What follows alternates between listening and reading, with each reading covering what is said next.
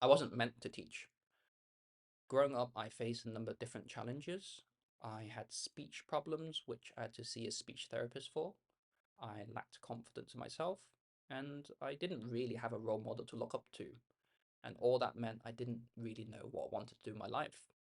I remember my primary school teacher and secondary school teachers asking us, "What do you want to do in the future?" And I said something like business person because I really didn't know. But what I did know was I didn't want to work with people. I would rather work at numbers and be sat in front of a computer for the whole day long.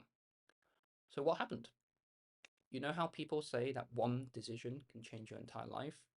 Well, that magical moment happened in the last year of my university studies.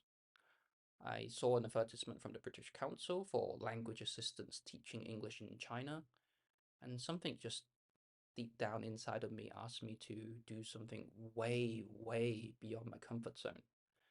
And a few months later, there was in Shanghai, in front of about 30 kids, with my teaching buddy, having our first ever lesson. So that 1 year of teaching in China changed my entire life. I fell in love with teaching. I really enjoyed that experience of being able to have an impact on someone's life.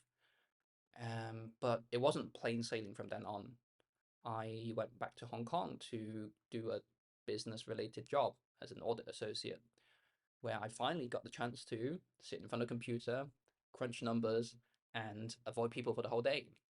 But I really, really missed teaching. And that's when I made the decision to get trained as a teacher. So I ended up teaching for 12 years at a secondary school in Hong Kong and another 2 years at university. And teaching really gave me the confidence that I never knew I could have. And teaching allowed me to see a brave person inside of me that I never knew was there. But those first few years of teaching were really, really tough. When I had problems in the classroom, who could I go to without feeling judged? And when I became the head of the department, I felt even more like an imposter. Could I really manage my own department? And so my confidence of being a teacher really went up and down. I doubted myself. Was I meant to be a teacher?